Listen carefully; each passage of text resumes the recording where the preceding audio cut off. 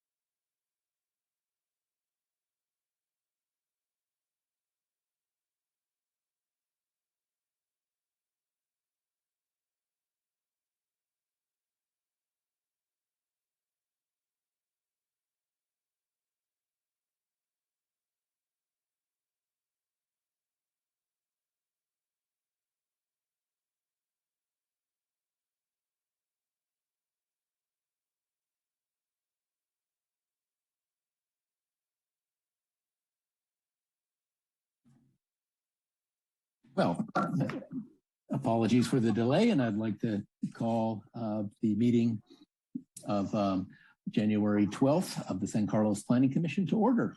And as always, we'll start with the Pledge of Allegiance. And if you'll please join me in the Pledge of Allegiance. I pledge allegiance to the flag of the United States of America and to the republic for which it stands, one nation, under God, indivisible, with liberty and justice for all. A roll call, please. Commissioner Garvey. Present.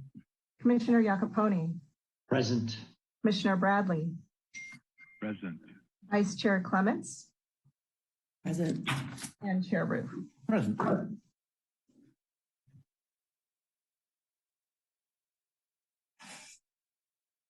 Well, the next item on our agenda is public comment, and public comment is limited to items not on the agenda. The commission may briefly respond to statements made or questions posed as allowed by the Brown Act, Government Code Section 54954.2. However, the commission's general policy is to refer items to staff for attention or have the matter placed on a future commission agenda for a more comprehensive action or report. Do we have anybody in the waiting room for public comment for items not on the agenda? Not at this time.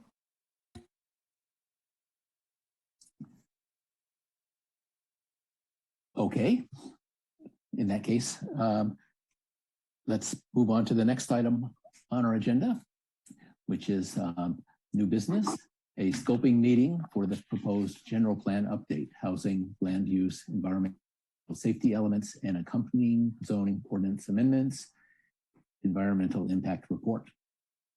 And does the staff have a presentation to get us started? Thank you, Chair Roof. Yes, we do. Lisa Porras, Advanced Planning Manager for the City of San Carlos. So good evening, Chair and Commissioners. Tonight's meeting serves as a scoping meeting for the environmental impact report that will be prepared as part of the Focus General Plan Update project.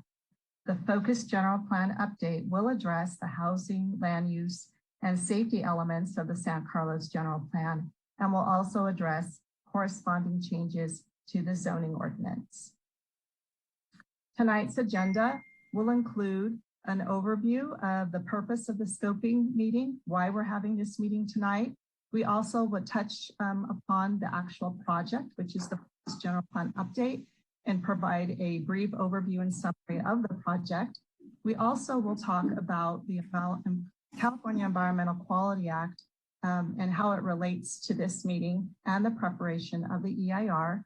We'll look at the contents and the issues analyzed within an EIR, as well as the process and schedule, and then hear from the public. Before we get started, we wanted to do a brief introduction to the project team. On the city side, that includes myself, again, Lisa Porras, Advanced Planning Manager. We also have Al Sabay, our Community and Economic Development Director, as well as team members from MIG, who are our primary consultants. Tonight, we have Mike Campbell, who will be the primary presenter. Here tonight, we also have Barbara Beard, as well as Lisa Brownfield. So as I mentioned, the purpose of tonight's meeting is to receive public comments on the scope of the environmental impact report. And this is an environmental impact report that needs to be prepared as part of the Focus General Plan Update project. Many attendees may have already participated in the community workshops that we started in the end of 2020 that continued last year in 2021. The way this works is that tonight's meeting serves as an opportunity for the public to provide oral comments, but written comments are also invited from the public as well, and we have a schedule for when that closes. And basically, both verbal and written comments helps the city to determine what it's going to analyze as part of the EIR. This is an opportunity for people to attend a public meeting, to learn about the project, and to provide input, again, on the scope of the environmental impact report to be prepared. And so with that, I would like to turn it over to Mike Campbell with MIG, who's going to kick us off with the project description and then take over the rest of the agenda items that we have for presentation this evening before we hear from the public and the commission about any comments and questions they have. So with that, thank you, Mike. Thank you, Lisa, and good evening, members of the commission. Happy to be here and present this tonight. It's been quite an effort, and we're happy to be participating. So I want to talk a little bit about the purpose of the housing element, the update that we're doing to the housing element. The city is required to update the existing housing element every 8 years. It's a requirement under CEQA. Part of the reason that we're doing this is to, I'm sorry, let me fix my screen here briefly. Okay, get everybody out of the way. There we go. Okay, thank you. So yeah, the city must update the existing housing element in order to deal with the regional housing needs allocation, or the RHNA assignment for the city for the coming period, which is 2023 to 2031. The city's RHNA goal is 2,735 new housing units over that 8-year period. They consist of 739 very low income, 425 low income, 438 moderate income, and 1,133 above moderate income units. So in addition to that, the city determined that it will also include a buffer of 481 units for a grand total of 3,216. The buffer number is approximately 30% of the low and very low income RHNA units. So that provides a little additional buffer there for the city. Next slide, please. So the safety element, again, like the housing element, is something that has to be updated every 8 years, runs on the same cycle as the housing element. The safety element must be updated to reflect changes to state law requiring new information. And as everyone is aware, there's been a lot of changes over the last 8 years or so, and the emphasis now really needs to focus on things like wildfire, sea level rise, emergency evacuation, and climate adaptation and resiliency planning as a result of climate change. So that's what the safety element is going to be focusing on. Safety element must also include vulnerable populations in climate adaptation and in resiliency planning. And in addition to that, the resiliency planning for climate change hazards includes extreme weather events such as extreme heat, extreme drought, things that we have certainly been made aware of recently. Next slide, please. Okay, the land use element in the zoning ordinance component of this, there's certain areas of the city that are anticipated to be rezoned to allow us to reach that RHNA number, fulfill that requirement of additional housing units. And the way we do that is by increasing the density in certain zoning designations. So the zoning ordinance will be amended, and the amendments are anticipated to include multifamily residential and the mixed use categories. The land use element of the general plan, including the land use map and possibly other elements, is anticipated to be updated to ensure consistency between housing element as required by state law. So the zoning ordinance will be amended to assure that it's consistent with changes in the general plan. We need to have those two things be consistent under state law. Next slide, please. This is a look at areas that the city is considering for those zoning amendment changes. And you can see it's primarily in the downtown area along the east side of the El Camino corridor, and some areas to the east of El Camino. I believe that's East San Carlos Boulevard and County Road or Old County Road areas. Next slide, please. So a little bit about more about the housing element. The housing element is intended, it will analyze the city's demographic, economic, and housing characteristics.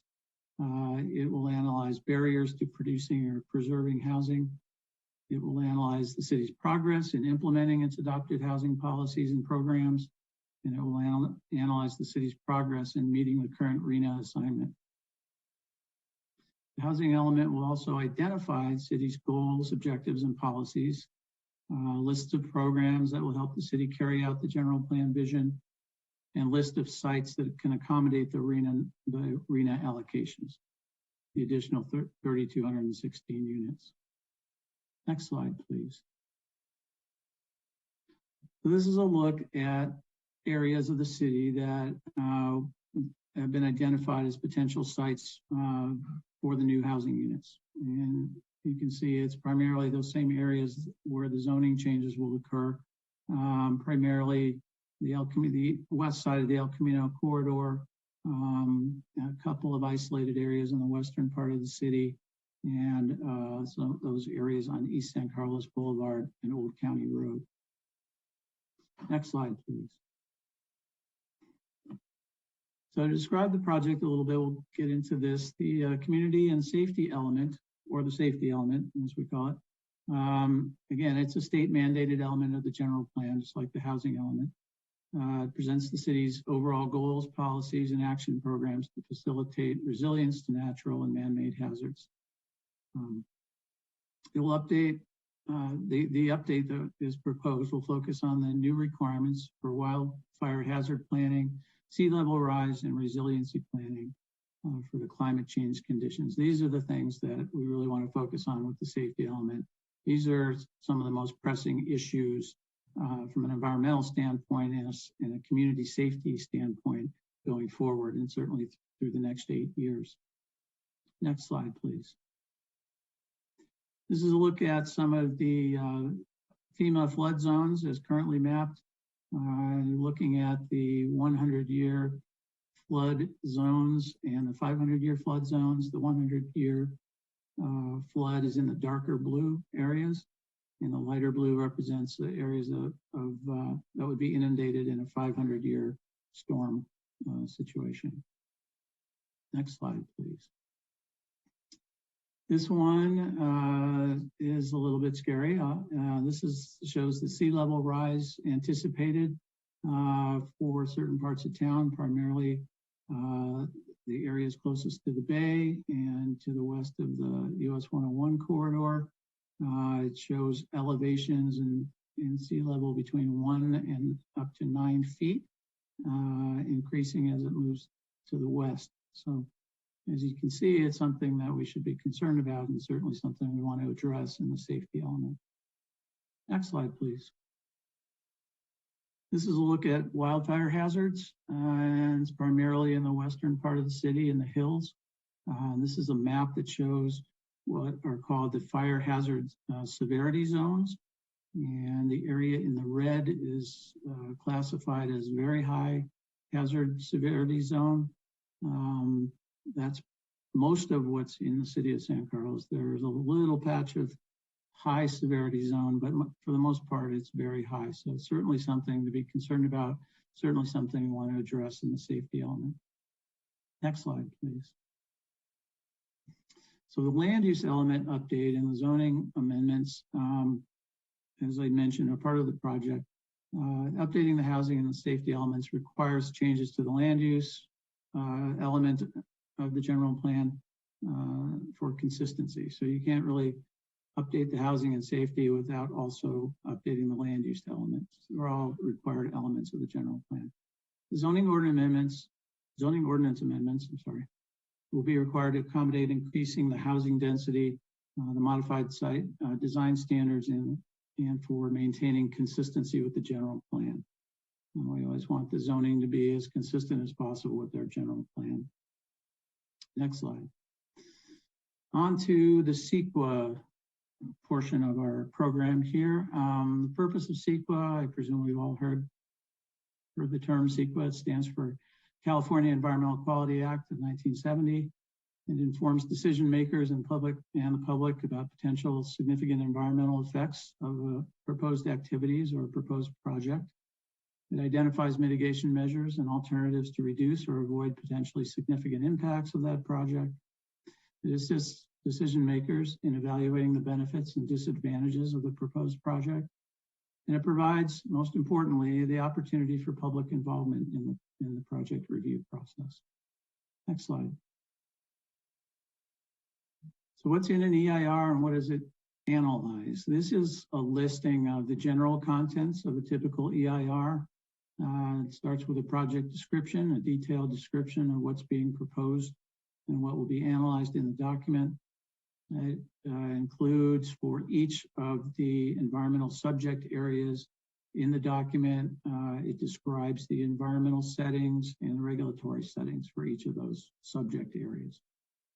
It will describe the significant environmental effects for each of those subject areas. It will also identify the unavoidable significant adverse effects, if there are any, for the project. It will include mitigation measures and also alternatives to the proposed project. Next slide, please. Now, the EIR that's being proposed with this project is what we call a program EIR. Because the project itself is policy, city policy, and the appropriate type of CEQA review is a program level EIR as opposed to a project specific EIR. So the city will prepare a program EIR per the CEQA guidelines. It allows the city to consider broad policy alternatives, program-wide mitigation measures, and cumulative impacts, kind of on a broad level, an umbrella type approach. The program EIR can be used to approve later projects as long as the proposed project was anticipated in the program EIR. So what that means is a specific site development proposal can come along and can either use this document, the program EIR, or tier off of it to provide its own CEQA clearance for the project. And the program EIR also provides mitigation measures and alternatives that can be incorporated into future projects. So it really establishes a general level CEQA clearance that can be modified or, as I said, tiered off of for specific projects when they come forth for development. Next slide, please. This is a list of the areas, the environmental subject areas that will be covered, that will be analyzed in the EIR. This is a typical list for what's included in most EIRs, and for this project, it's fairly comprehensive, covering everything from aesthetic impacts to wildfire, and also including cumulative impacts and alternatives. Next slide, please.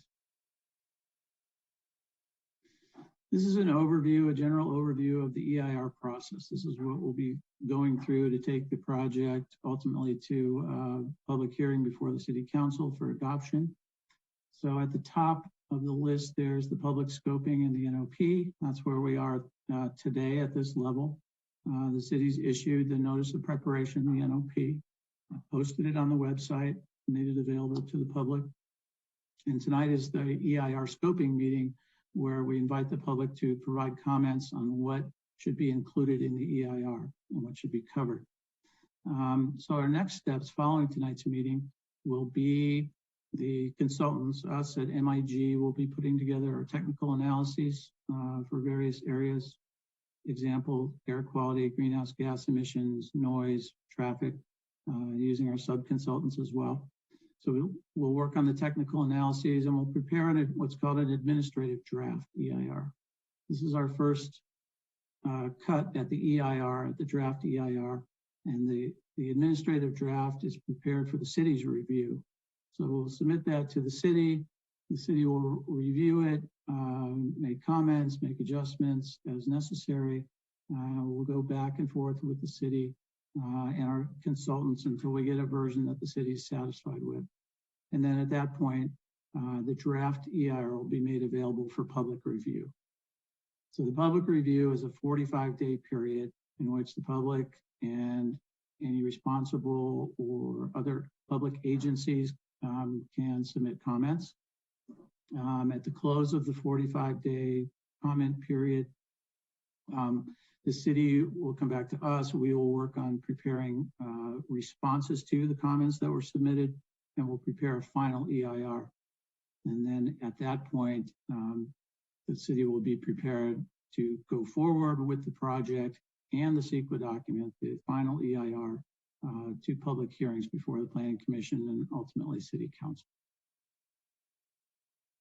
So the overall project schedule, not just the EIR now, but the entire project, this kind of gives a timeline of where we've been and where we're going. We started in 2019 with the Welcome Home San Carlos. In 2020, we began the community engagement process for the project, discussed existing conditions in the city's plans and standards. In 2021, the community engagement process was continuing throughout that year, and then now at the beginning of 2022, we're in the process of drafting the housing and the environmental safety elements, vetting that with the community. And tonight we're beginning the environmental review stage. So the green arrow shows the EIR scoping meeting. This is where we are tonight in the overall process for the project. What's to come, what will come next, following the environmental review process, will be the drafting of the elements themselves. The state's Housing and Community Development Department will review it, provide their input, and then we'll take the project forward for approval. With approval of the project and adoption of the EIR, I believe the Housing and Community Development Department gets one more look at it for final review. And then ultimately by 2023, by this time a year from now, hopefully we'll have an approved project and we'll have met our deadline for compliance with the state law. So that's a look at the overall schedule. And with that, I think we have one more slide. Yes, and to reemphasize what Lisa said at the beginning, tonight is our opportunity to present the project briefly, not go into a whole lot of detail yet. But tonight, the main purpose is to collect input from the county or from the public and from the commission on what they think should be included in the EIR. This is an EIR scoping meeting. So written comments can also be submitted to Lisa's attention through the end of the month, January 31st. The NOP, the Notice of Preparation, is available for viewing at City Hall. It's in the library, and most conveniently, it's online. You can go online to the city's website. You can read it. It's got a lot more detail about the project and the EIR process and the things that we'll be evaluating. And again, any additional information regarding the project or the EIR process, you can submit your comments to Lisa, and her mailing address is shown there on the slide. And with that, that concludes the presentation, and I will be available to answer any questions for the commission, as well as Barbara and Lisa from MIG who are with us tonight. Back to you, Lisa Porras. Thank you. And I'll turn it over to the chair. Thank you. Thank you for that presentation. And first, we'll have this opportunity for questions from the Planning Commission, and then we'll open for public comment. So are there questions from the Planning Commission? And let's see. I see we have questions from Commissioner Clements and then Commissioner Garvey to start. Hey, Chair. Just a quick question. How did we choose the number of units for the buffer for the RHNA goal as we prepare the site inventory? How did you land at 30%? I'll take a stab at that, Vice Chair Clements. Thank you for the question. So the additional 30% buffer units, the 30% is 30% of the affordable component of our RHNA allocation. So it's not 30% of the 2735 total RHNA, it's 30% just the affordable housing portion, recognizing that anytime we identify sites, it's not 100% guaranteed that those all will be developed as affordable units. So in conversation with other cities and other kind of best practices approaches that we've seen being used by other jurisdictions that are further along in the housing element process, we began to understand that it was a good idea and a recommendation to add what's being called buffer units to the RENA allocation. So that's the reason why we decided to do it. We felt it made a lot of sense. So we didn't put, every site, in case one site didn't develop as affordable, we had some buffer units to go by. And the reason why we chose 30%, this was something that we've seen other cities do. And if Lisa Brownfield wants to jump in here, that would be great. I'm trying to remember if there's any more specific reasoning why we chose 30%, but it was a common percentage that we've seen other cities use. And we felt it was something that we could accommodate reasonably. I do recall some other cities larger cities have chosen to elect a 50% buffer.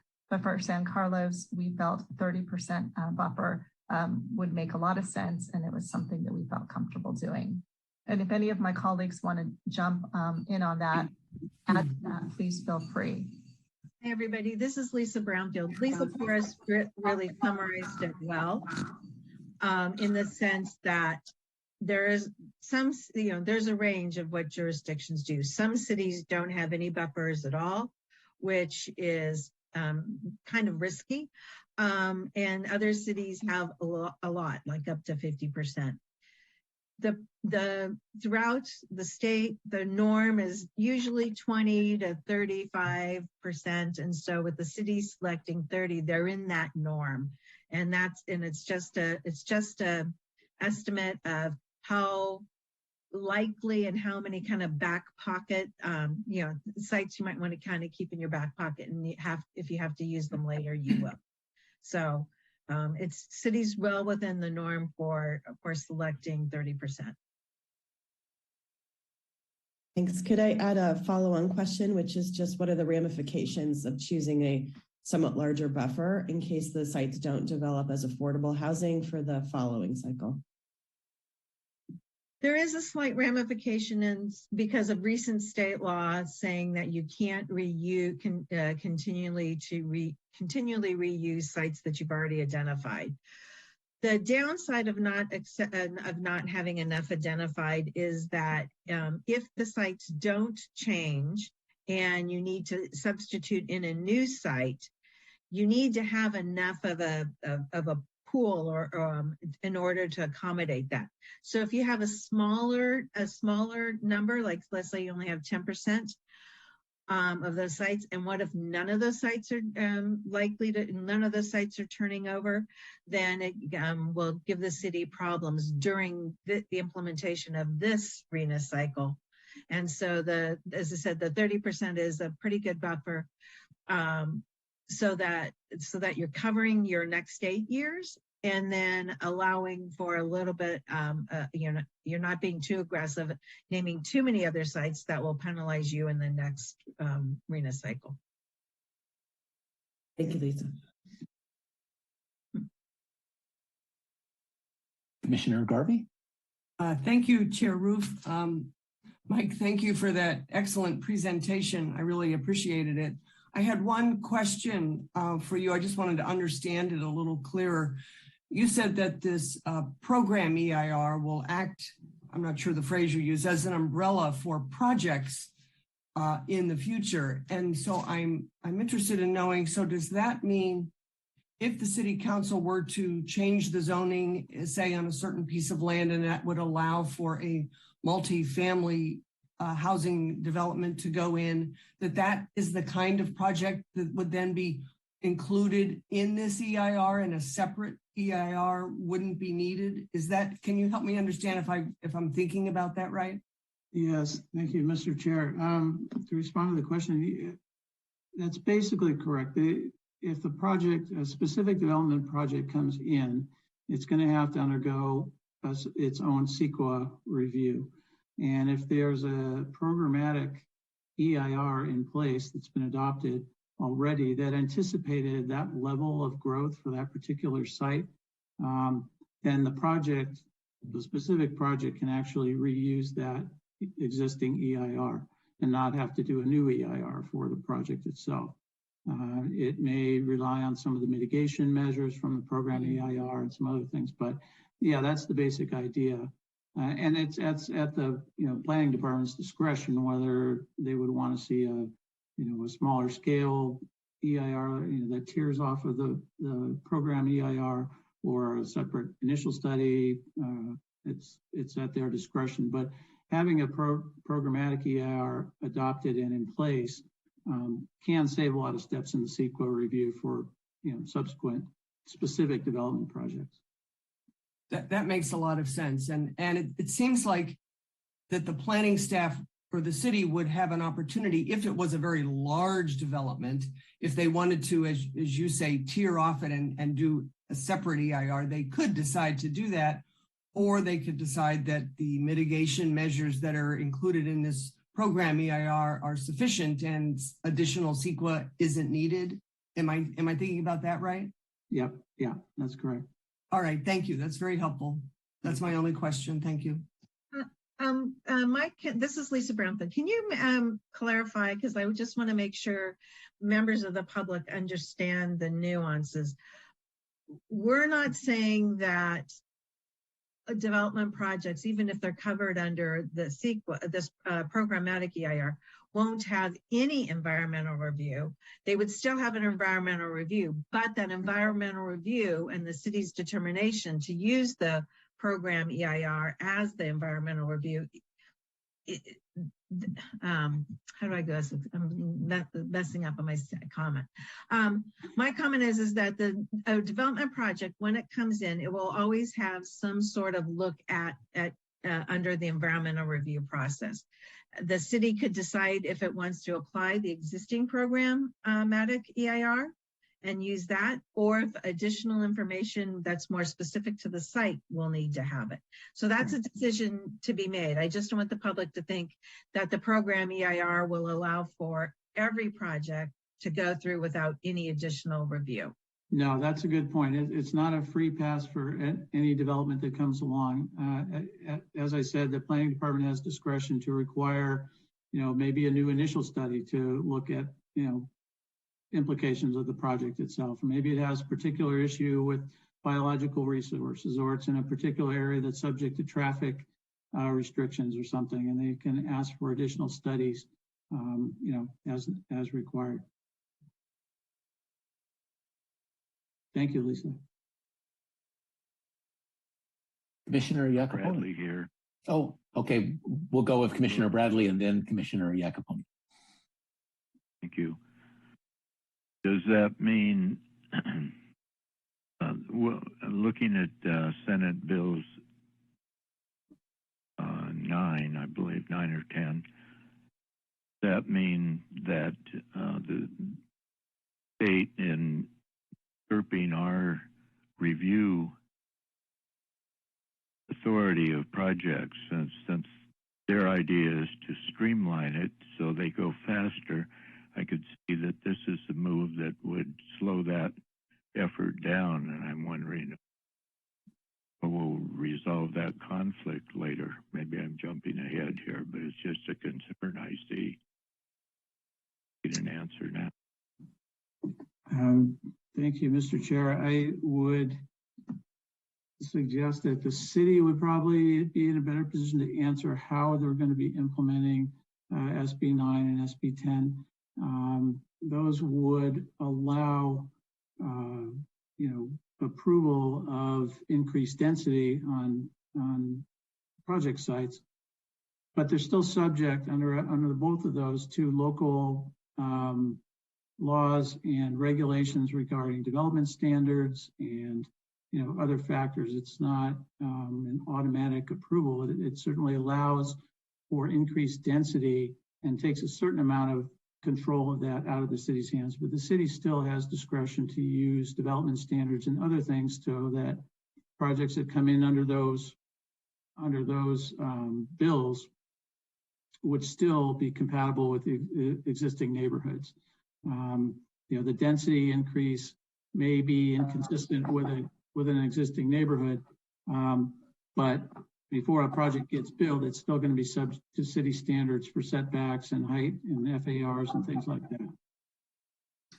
And if I could just add this conversation just briefly, number one, inform the Planning Commission that we are planning to have a study session with the Planning Commission in February. And this will probably be, we're looking at the possibility of a joint Planning Commission and RDRC meeting to present the urgency ordinance that was just recently passed at City Council this past Monday. So we can go over our approach and how we're going to address SB9 in a more permanent way over the next 10 months. So more to come on that. And just for the commission, on Monday night, the council adopted an urgency ordinance on SB9, having interim standards to respond to that law.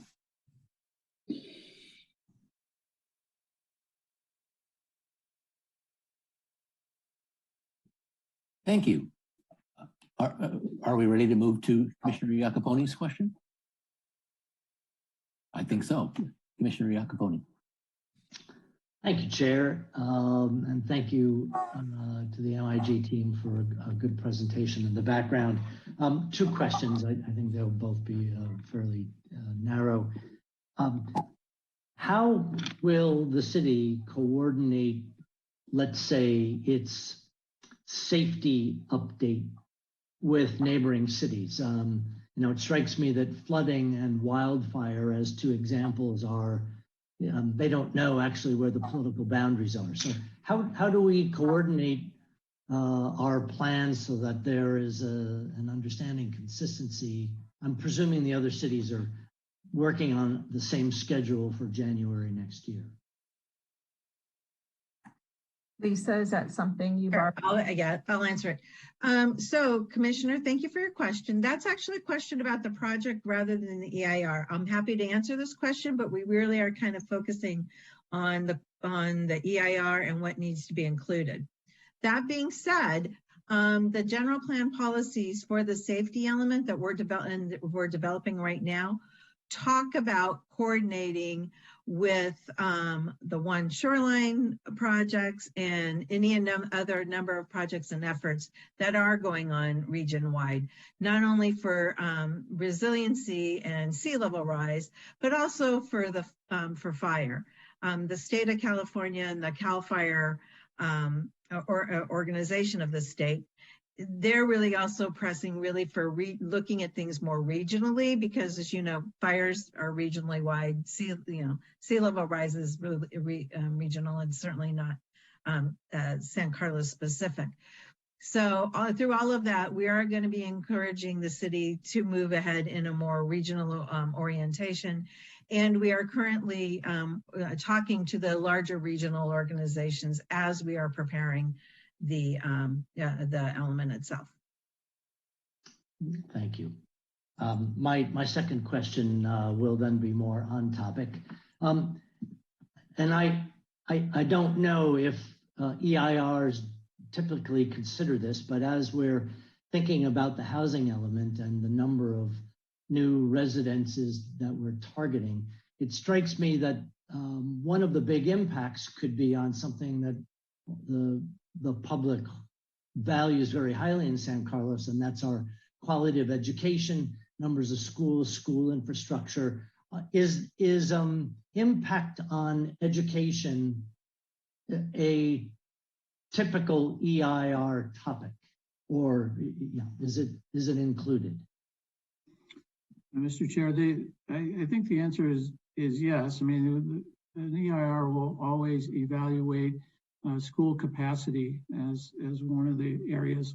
They look at all city services and utilities and things like that, and school capacity is one of those subjects. So the EIR will address the existing situation, the existing setting, what schools would serve the area, will serve the planning area, what are their enrollment numbers now, what does the capacity look like, and then with the anticipated increase in residential units, what kind of an impact is that going to create to them? So we'll have those conversations with representatives from the school districts, and that will be part of the analysis in the public services section of the EIR. I really appreciate that is going to happen, and it wasn't specifically clear in looking over the list. So good to know it's embedded in there.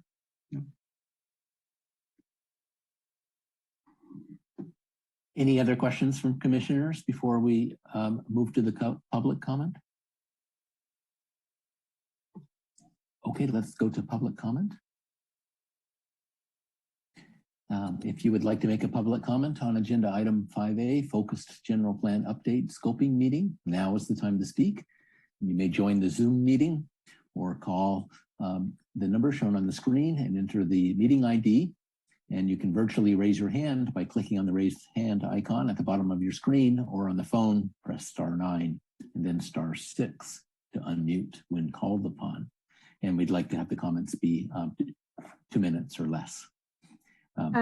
Through the chair, if yes? I just wanted to draw the public's attention to a clerical error on this slide. The meeting ID is actually the last digits on the Zoom link. So if you notice between the two, one ends in 5187 and the other one is shown as 8499. That's a clerical error. The meeting ID, if you want to join, is 8852-3285-187.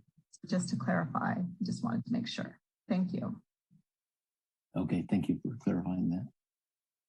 And do we have anyone in the waiting room or on the phone for public comment? Yes, we have Dimitri. Dimitri, you have 2 minutes to speak and you are unmuted. Welcome, Dimitri. Yeah. I have, I'm the president of the GESC board, and I'm just going to request some additional time. A couple of residents asked that they see their time to me. So before we start my timer, I'd like to get that clarified. Okay, can we aim for about 4 minutes? Yeah, absolutely. I'm hoping to be under that.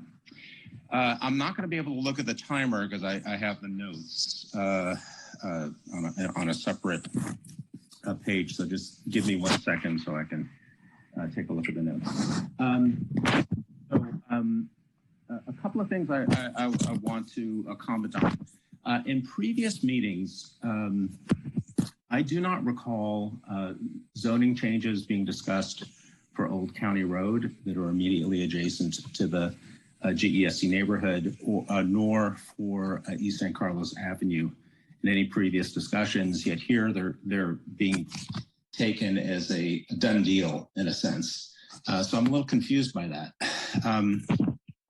So I have a question about that. I have a question about the fact that during the East Side Visioning discussion, there was significant community feedback from the city council that Tanklidge Terminal, Old County Road, south of the existing neighborhood, be used as housing, and I don't see that proposed in this development. So I'm a little taken aback by the fact that East San Carlos is being proposed for zoning changes. Also, it isn't clear on the map what actually is being proposed around the GESC community. And if there could be some clarification, is it all MUN40 or is there some MUN50 being proposed? What does MUN40 mean? Is it the height of the buildings? Is there some capacity of density requirement that's different between those? The map itself is incredibly confusing. There's a section by El Camino that has that's color coded, and there's no color that seems to exist on the EIR in the documentation that was provided. So there's this sort of gray color, and there's nothing that seems to correspond to that in the map. So I'm afraid that it's extremely difficult to make comments on this, given the sort of what I don't see is any previous discussion for East San Carlos Avenue in any of the previous meetings. There was discussion about the area very north of the city by El Camino. So I'm curious how or what staff's response to that would be. Increased residential density for the Six Cycle Arena means here. So are these done deals, or is there still some discussion that's going to happen regarding that? And the other thing I want to point out regarding East San Carlos Avenue is that cuts right through the heart of our existing residential neighborhood. So it's not like adjacent to it, it's right in the middle of it. So if we're going to ask for increased density and height right in the middle of an existing single family neighborhood whose backyards are going to be immediately adjacent and abutted to potentially high density housing on each side, it seems like a very low fit, particularly given all of the feedback that was given about increased housing on the east side south of Terminal. So I'm very confused by this process and the fact that we're only supposed to talk about the EIR. EIR issues that we need to discuss are things like the airport has a temporary for flooding. I forget what you call them, levies. They have a temporary levy. They don't even have a full-time levy, let alone have it set up so we're not going to have some kind of catastrophic flood event. We have that. We have flooding issues within our community that we're going to have to deal with. So it just feels like everyone's putting the cart before the horse here a little bit. Where was that discussion about Old County Road in those areas that I specifically am asking about? And what are those proposals? Okay. Well, thank you for those comments, and we'll take those into consideration going forward. Do we have additional callers? Yes, we have David Crabb. Welcome, David. David, you're unmuted. And you have 2 minutes to speak. Now I'm unmuted. Okay. Welcome, David. Good evening, everybody. I'm going to reiterate what I've said at every single meeting we've been to so far. Is the housing element is too low for the need that we're actually generating in San Carlos. The RHNA numbers are not high enough. That the 2 million square feet of biotech or more is going to be looking more like a requirement for like 4,500 to more, maybe even 6,000 units of housing. So that needs to be taken into consideration. I'm not going to push it any further. I've kept repeating it many times.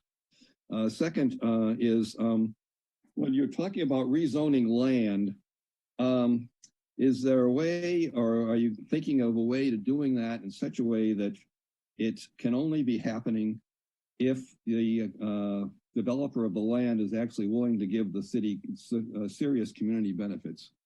Some cities will zone a parcel of land for a certain density, and then if the developer provides additional community benefits, then they can get additional units on there.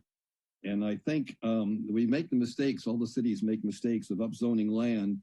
Basically, as soon as you upzone a piece of property, you've given that landowner some free money, and he doesn't really owe you much of anything. And so it's time for us to recoup the money that we add to the value of these properties. So that's something I think you should consider. I was interested in the idea of the EIR covering over everything else. And by right versus ER, I think needs to be considered, and whether or not the city might want to do more administrative approvals and exempt to EIRs for local projects if possible. And lastly here, I got talked about changing land uses in the fire zones. I haven't got an answer for this, but I'm just curious how we're going to actually do that, since we're already built out in the land in the fire zones pretty much, including the house that I live in. So those are my main points. I'll try to write a letter kind of filling these in a little bit in the future because I've run all the time. Thank you. Thank you for your comments. Next caller. No callers at this time. While we're seeing if any other callers come on, I see there's 2 comments provided in the Zoom chat feature. Should I read these out so that they can become part of the record? Thank you, Chair Ruth. That would be great. Okay, so from John Rose, he says, will the EIR include consideration of the projected future need for dedicated EV charging stations for most families in San Carlos? This will have a direct growing demand for parking spaces in all new developments. Thank you to John for that one. And from Scott Marsters, so if MU-N40 is a density of 40 units per area on East San Carlos Avenue, does the height limit of 30 feet still stay in place? So that's the second comment. And we'll capture those for the record. Thank you. Are there any additional callers in the meantime?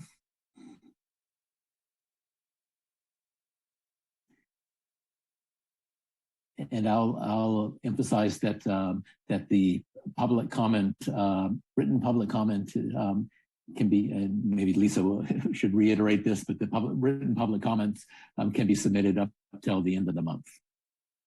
Here we go. That's correct. And I just changed the screen, or excuse me, the slide on the screen to show this and verify this to the public, the written comments. So tonight's not the final opportunity. We are writing down and receiving all the written comments from tonight's meeting. But also, if you want to submit written comments, those would be due January 31st. And those can be sent to me via email at the email at the bottom of the screen, which is P as in Paul, ORRAS as in Sam, at thecityofsancarlos.org. Or you can put them in the regular mail to us at 600 Elm Street, San Carlos Planning Division. You can send those to our way as well. And again, written comments for the scope of the EIR would be due January 31st. Thank you. And if there are no, well, actually, I see that there's one more chat message, and this one is from Patty MM, and it says, "Thanks for asking about school capacity. Will the sheriffs be asked about changes to patrols and the general contract with the city necessitated by the proposed development?" Okay, that's a good question. Thank you for that. Are there any other callers? Yes, we have Josh Wallace. Josh, you are unmuted and have 2 minutes to speak. Hi, this is Sandra Wallace, Josh's other half.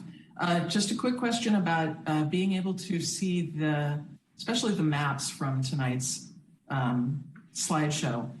Where can we go and see those? Lisa, I will go ahead and answer that question. Thank you. If you go to the project website, which is www.sancarlos2040.org, if you go to the project website, you will see on the right-hand side of the project webpage a link to the notice of preparation. So it's called a NOP, an acronym, but the notice of preparation will take you right to the description of the proposed changes to be included as part of the overall project description. And the project, what I will say, and maybe Lisa or Mike can help me out here, Lisa Brownfield or Mike, but the project description has not been finalized. And I just want to acknowledge some of the comments that have been made here tonight that are asking about determinations made for heights or zoning designations, or how have we decided these things? The project description has not been finalized, but it will be finalized as part of the draft environmental impact report. That will include a very clear description of the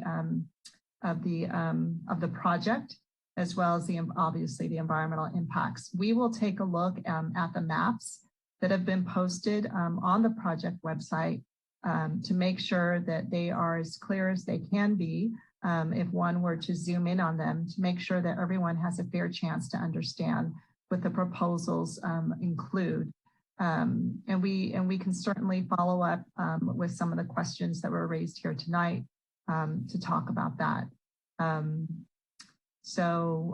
Again, the NOP in full, including the maps, is available at sancarlos2040.org. And again, we'll take a look to make sure that those are as clear as possible. And Mr. Chair, if I could add, in response to Patty's question, the previous question, the answer is yes. The EIR will address sheriff, police, sheriff, fire, service. Those are all public services that are addressed in the EIR, similar to schools. We'll find out what the existing level, service levels are for those departments, and we will analyze the impact of the project on police and fire services.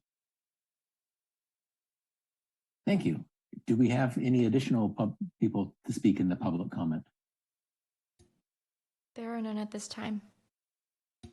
Okay, and I think that covers all the chat messages. So if there's nobody else calling in, I would entertain a motion to close the public comment period. I move that we close the public comment period for this item. I'll second. We have a motion and a second. Can we have a roll call, please? Commissioner Garvey? Yes. Commissioner Jacoponi? Yes. Commissioner Bradley? Yes. Vice Chair Clements? Yes. And Chair Ruth? Yes. Okay. Can I just, Chair Ruth, just for a second? I mean, this was not a public hearing item, so I just want the public to know that this does not mean that they can't continue to provide their written comments till the end of a month. So it's a new business item, I just caught it too late for you guys to make a motion. I see. Indeed. So I guess we were closing the public comment just for tonight. For tonight, but I think we showed the slide with the address opportunities to provide input through January 31st. And through the chair, if I may read one more item into the public, into the record here, you can capture it for the minutes. There was another comment made by Patty, which is asking, will you look at public transit to the parks and open space areas in the city? So I just wanted to make sure that we acknowledge that as well. Excellent, thank you. Okay, well, now we're in the Planning Commission discussion comment period.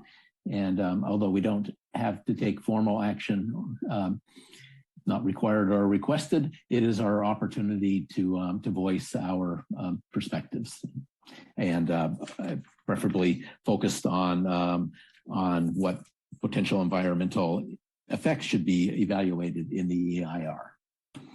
So we'll start with Commissioner Garvey. I see you first. Hey, thank you, Chair Roof. I had a question. Can I still ask a question? Or sure, it's a discussion, so we can. I wanted to follow up on the timeline that was put out earlier for where we are and what has happened and what is coming later. I think, Mike, it was you who said that as a part of the next steps, there'll be a list available for where these new additional 3,216 housing units will be located.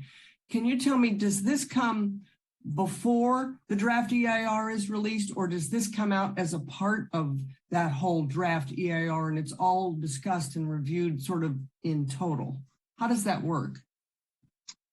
Yes, Mr. Chair, the EIR will include a project description, as Lisa was describing. That's going to be a very comprehensive summary of what the project entails, and it will have that level of detail as far as the sites that are being considered for the new housing, which of the zoning districts are going to be amended, which of the land use parts will be updated. All that, the more specific information that we weren't able to present tonight will be included in the project description. That's part of the draft EIR. Thank you. Thanks very much. That's very helpful.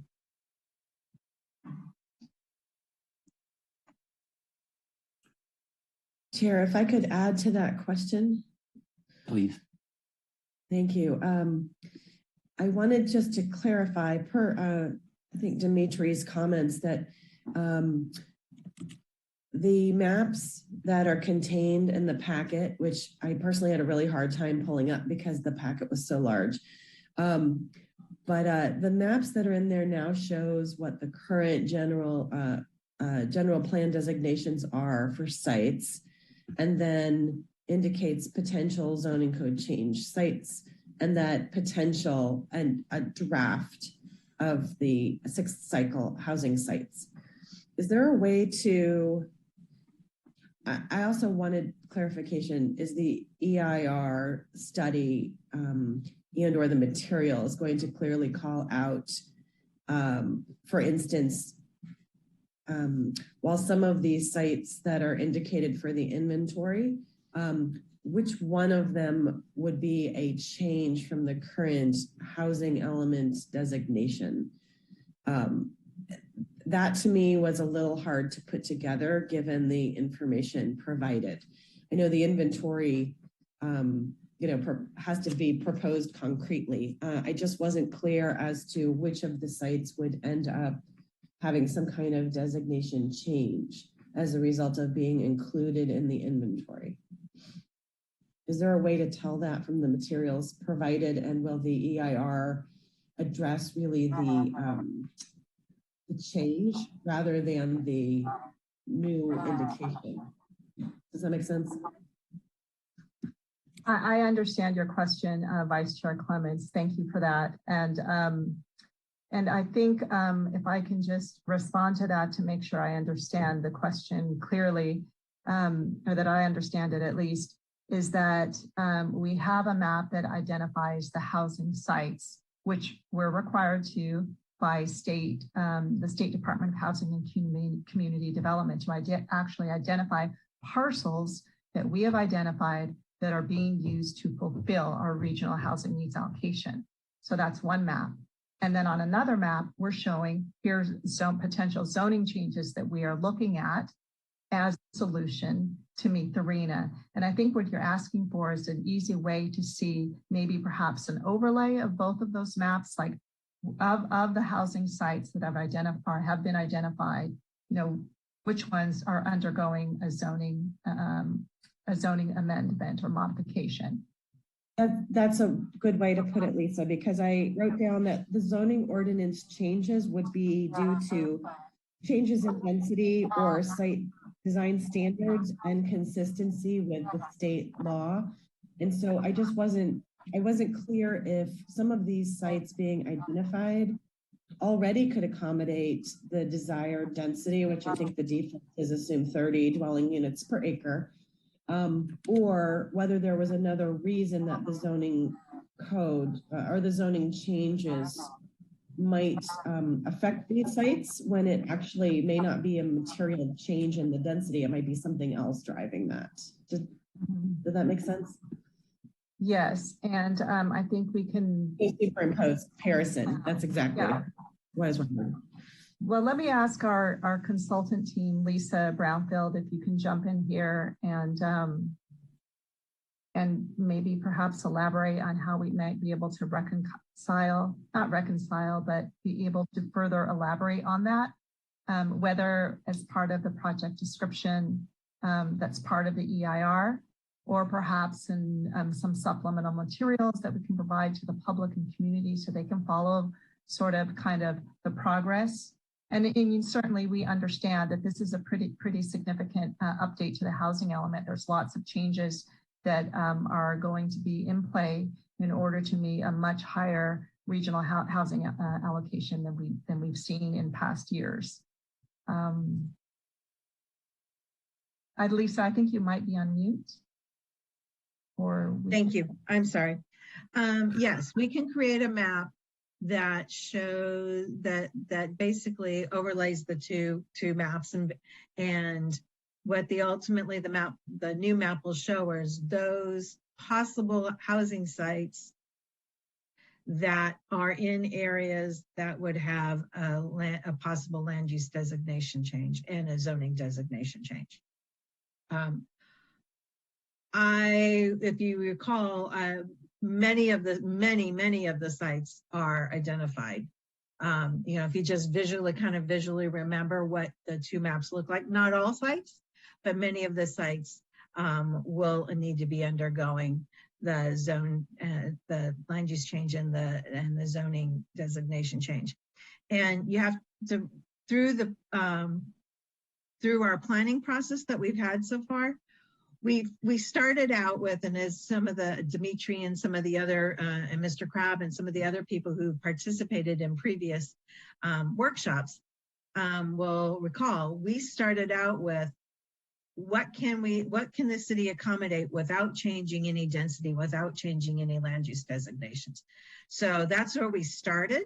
And then when we found that there was a gap and a deficiency, then that started the process of looking at how are you going to meet the RHNA numbers, and what's going to be necessary to meet the RHNA numbers. What land use changes might occur. Is it just changing the standards, or is it actually increasing density and changing some designations in them of themselves? And so the maps that you're seeing tonight about the zoning changes are a result of that kind of analysis, starting with, do we have to change anything? The answer was yes, we do have to change. And then the next question is, what do we need to change?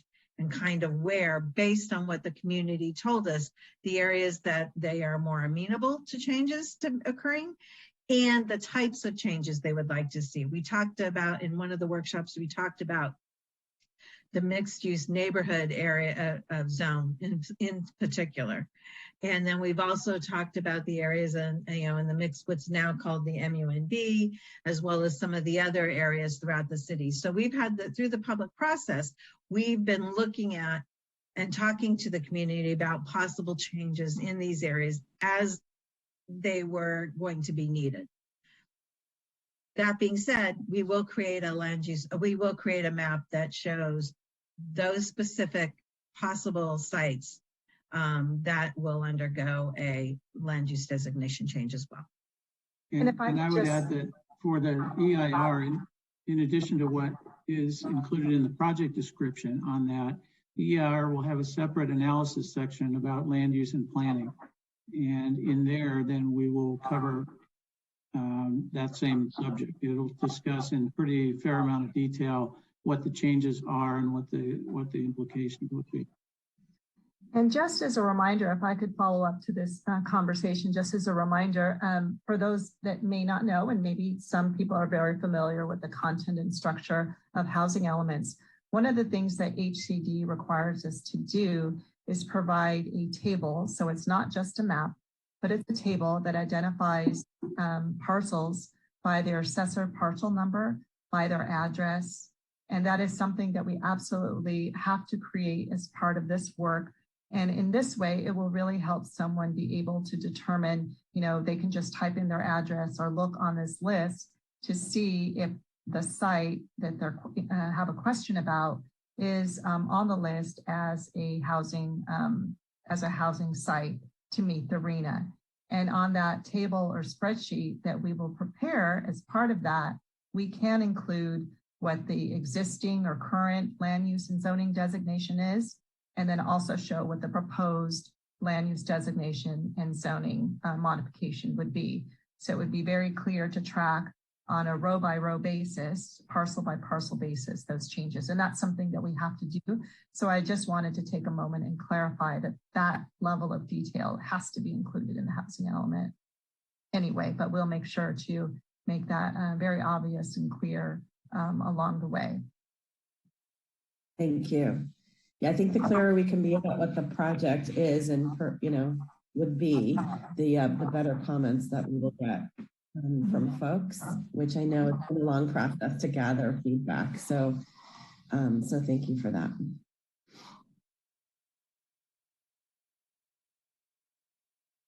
Okay, good discussion so far. Are there additional thoughts or particular concerns, opportunity for the planning commissioners to express what they feel is important? Commissioner Garvey? Thank you, Chair Roof. I feel it's important to give, to talk about how important it is to consider any new housing to be located close to our Caltrain station. I really appreciate what Lisa said when we were talking about previous community comments relating to increased density along El Camino, along certain parts of San Carlos Avenue, along certain sides of Laurel Street, and also to be recognizing that we have a great train station and that higher density housing located within walking distance of that train station is a good idea. So I just wanted to sort of augment what Lisa was saying and her good comments and make sure that the train station, it's a big part of our community and one that I think we can leverage with more higher density housing nearby. Thank you.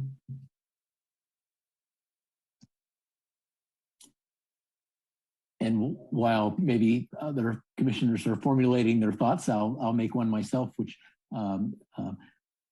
is that it's important to me. It's important that the transportation and circulation implications be thoroughly included for new housing along El Camino, but also I noticed that some parcels are being considered in the higher risk areas for fires, and that the egress for in the case of fires and how that would be managed needs to be taken into consideration if we're going to increase the population in some of those areas. Some of our roads are quite narrow, and if there was an emergency, that we should study the potential effects there. So those are just a few of the areas that I think need to be included. Additional thoughts from the commissioners? Eleanor, is your hand up from last time, or do you have an additional? I forgot I had one additional comment. Thank you, Commissioner Garvey. I wanted to also attach myself to a previous commenter, I don't remember her name, relating to making sure that new multifamily developments have the capacity for electric vehicle charging. In my time on the commission, I know with all multi-unit projects, we have included that as a sort of a standard condition. So I guess my question is, if this is included in the program EIR as a mitigation measure, I guess that means that it automatically makes its way towards any project that might stem from that. I don't want to lose sight of that as a condition or a mitigation measure, and I appreciate that the caller raised it, and I just wanted to associate myself with making sure that there are those charging stations available. Thank you. I can comment, Mr. Chair, on that briefly. We will evaluate. Energy is one of the sections in the EIR that will talk about that, and typically, EV charging requirements come out of some city codes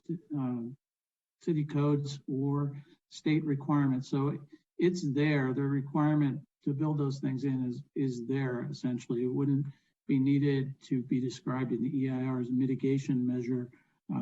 It's really just kind of a standard condition of approval now. It goes with most building codes and REACH codes and all the changes that have happened in the state energy requirements as well. So rest assured, it'll be included in the project and it'll be discussed in the EIR. Thank you very much. Let me follow up on that before we go to Commissioner Clement's question. And so I understand that for specific development, specific projects, that there will be EV charging requirements, but we're also being faced with the gradual replacement of the gasoline-driven cars by electric, which is going to create a need for charging stations that may be beyond just ensuring there are outlets in the new developments. That it'd be a bigger impact, and that might have been what that what that public comment was referencing. So would this also be included in the sort of the need for public charging availability? Is that something that would be included in the EIR? That's a good question. That kind of takes it beyond the realm of what's in place in terms of codes today. Barbara, maybe you can help me with this. Is there a way to address potential future demand for charging stations? I just unmuted myself and turned my camera on. I don't know if people can hear me. Yes, we hear you. Okay, perfect. I think at this point, my response would be that the city's newly adopted CMAP, the Climate Mitigation Action Plan, would actually be a great guiding document and resource for both energy use and reduction of greenhouse gas emissions that the city's committed itself to. And we would look to that document to see what it says about EV charging stations and see if it's something that's already in place in that document. And the Bay Area Air Quality Management District is updating its GHG Energy Commission energy consumption requirement analysis for EIRs. And so it'll be a combination of different sources of information that will feed into this discussion. But you know, I think overall the EIR is going to focus on the housing element and the safety element, and it's not going to tackle, you know, the overall transportation section or trying to bring in charging stations for land uses other than the new residential uses. Okay, thank you for that feedback. Commissioner Clements, you have a question. Thank you, Chair. I wanted to build on something that we heard in public comment, and as we are doing the safety analysis, that we also are proposing housing inventory that falls into the higher risk areas. How does the analysis accommodate when both of those things are true, and what does that look like?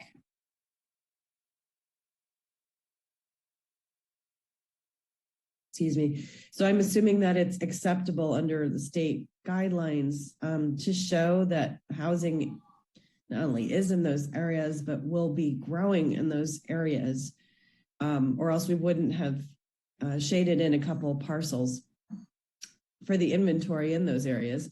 But what does that look like from the EIR's analysis? And are there conclusions about, you know, other like material standards or things like that that could offset and mitigate the risks posed? Mr. Chair, the EIR will, I mean, one of the reviewing agencies will be the local fire or CAL FIRE. They will be reviewing the EIR and providing comments. And if the impacts of adding residential units in a high or severe fire risk zone are significant, we will certainly be hearing from them on what to do to mitigate that. So we're going to probably be following their lead as far as what, you know, how to address development in a high fire zone. Well, I guess the same thing for the sea level rise challenge, because obviously we've selected some areas for the inventory in the area that, with worst case scenarios, could be subject to sea level rise. So the same question, is it just a agency? Right. If I could just add on to what Mike said, this is Barbara Beard with MIG, and I've been working on the safety element in some detail. The wildfire section of the safety element has to be sent to CAL FIRE Board of Forestry. They have a land use planning program, and the wildfire section gets sent to them for their review and concurrence. And that happens hopefully before the EIR is published and sent out for public review. It's a key aspect of the safety element to get the Board of Forestry's review of the wildfire section. The state law for general plan safety elements addressing wildfire has been greatly supplemented or enhanced, and there's many new requirements that the safety element's going to have to present and discuss. And so it's, water supply is an issue. The emergency evacuation is an issue. The roads with one point of ingress egress are issues. The consistency with the current fire code building requirements are issues. And what to do with structures, older structures that don't meet the current stringent standards. And so all of these things are now components of the safety element. So it will be part of the project description because the project description includes the safety element. And then when we go to the wildfire section of the EIR, the analysis part of does the safety element present enough policies, robust enough policies that housing can, be proposed in these areas in a safe manner. That's the EIR analysis. Got it. And is the same true with the sea level rise analysis, or is there some kind of, there's a definition of the 100-year and the 500-year, and then the worst case scenario presented. Does that analysis look similar? There is no reviewing. What the state asks you to do, and right. There is no reviewing agency for sea level rise impacts the way there is for CAL FIRE. There are very specific requirements for the safety element to address sea level rise and resiliency planning. Separate from the safety element and this EIR, San Mateo County, the One Shoreline Program, did their civil grand jury report, and the city signed the letter of commitment committing to very specific actions. And some of that information is going to make its way into the safety element in the terms of policies or implementation actions. But sea level rise is something that's, going to be more efficiently addressed at a regional level. So there'll be a lot of focus on coordination with the county and other adjacent jurisdictions in the future. Thank you, Vice Chair Clements. Question from Commissioner Garvey. Thank you, Chair Roof. A follow-up question possibly for Barbara. On the safety mitigation measures, are things like community education, community outreach, community evacuation drills, do those rise to the level of being considered a mitigation measure in the program EIR, or does it have to be like a specific action like vegetation management? That's a really very good question. The safety element component of the EIR is a little bit interesting because the safety element is setting forth the policies the city's going to implement to protect its residents and the built environment from hazards. And so it's going to be a whole body of, high-level goals, more focused policies, and then very focused implementation actions. And that's what the EIR addresses, are all these goals, policies, and implementation actions. And so if the safety element is prepared thoughtfully and carefully, when you get to the EIR stage, the EIR should be able to find that the policies the city's adopting as part of the safety element fully address the potential impacts. It may not be immediate in the terms of, for example, sea level rise. No one's going to immediately build levees out on the bay. It's a long-term commitment to implementing these policies and programs. But in the meantime, your zoning element could be, or your zoning ordinance could be refocused so that projects coming forward could have, a focused review for sea level rise impacts. There's lots of things that the safety element can include that will allow, applications to come in and go forward while the city is implementing its general plan policies. So it's, it's an interesting situation, and the safety element isn't just covering housing or residential development, even though it's tied to the housing element. It's covering all of the built environment within the city. Thank you. That was very helpful. I appreciate that response. That it was helpful. Additional comments or questions from the commissioners?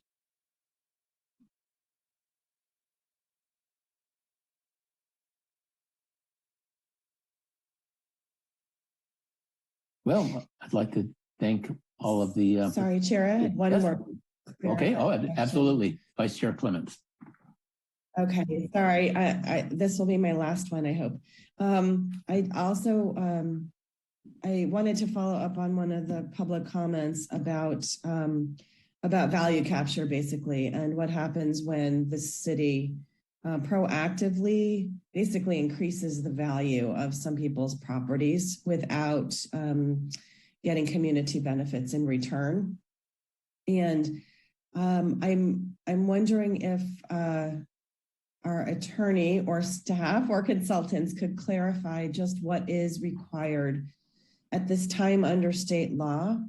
I know that a minimum density is defined if sites are going to be used for the affordable housing inventory, as an example, and that adequate inventory is required. And so there's no way around the idea that, you know, some areas would have to meet the new requirement and therefore be identified, and it would not be a negotiation situation. But I just wanted to ask in general, if the densities were adequate to accommodate the inventory with no changes being made.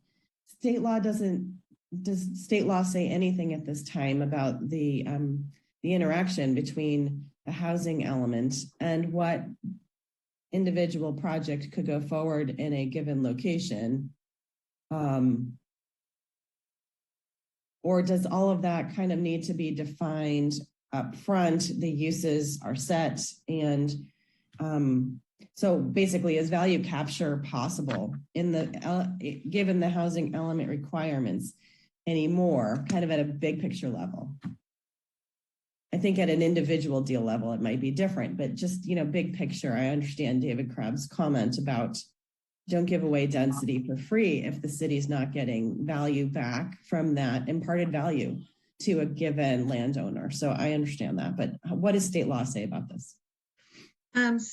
For the housing element, state law is going to require you to have the minimum densities to meet not only affordable, but also just to accommodate the RHNA housing.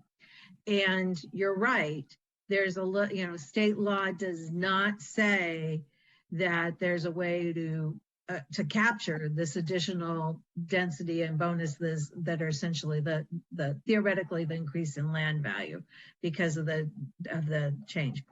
If a jurisdiction wants to allow for additional density or intensity or other or some other benefit for an increase in an additional increase in density or in other types of benefit created that's given, then the city could do that.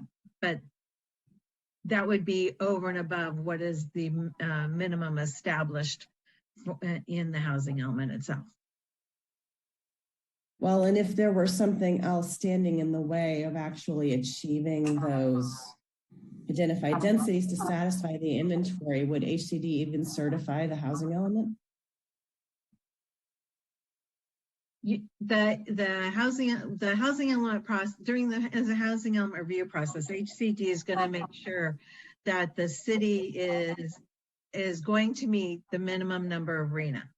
Anything above that, they're going to want to have the city establish land use designations and zoning to encourage additional housing, but they're not going to be so necessarily specific and make the city kind of fully justify that. So if you're going to say to HCD, we can guarantee this level that we're going to allow for additional benefits or perks if the community does X, Y, and Z, or the developer does X, Y, and Z, then that would really be a different conversation, and HCD would most likely allow it. But you would have to really, really be focused on establishing what you need to have for the minimum part. I'm sorry, is that clear? I don't think it was clear. Yes, it was. Okay. So basically, whatever is needed for the inventory, you need to get in place. And if you wanted to do something different for an additional tranche, that would be a separate conversation apart from the housing element. Right. But, you know, my understanding is that the state would also say, it's great that you want to get additional value capture, but it also has to be shown that this can't impede housing development. That's a different law. That you can't just say like, let's do 30% affordable on every site, right? Like that's not going to be feasible. And therefore that is not actually legal under state law at this time. You are correct. Yeah. Okay. Got it. Thank you, Lisa.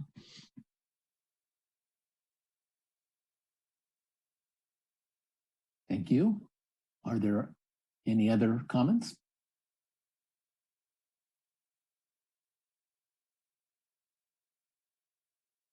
Well, that was a very informative presentation and discussion and valuable input from the public comments. Much appreciated. It's an ongoing process through the end of the month. If there are no final comments, then we can close our meeting.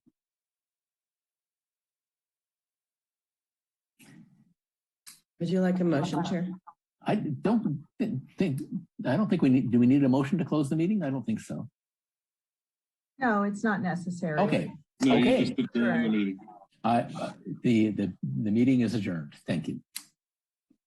Thank you, everyone. Thank you.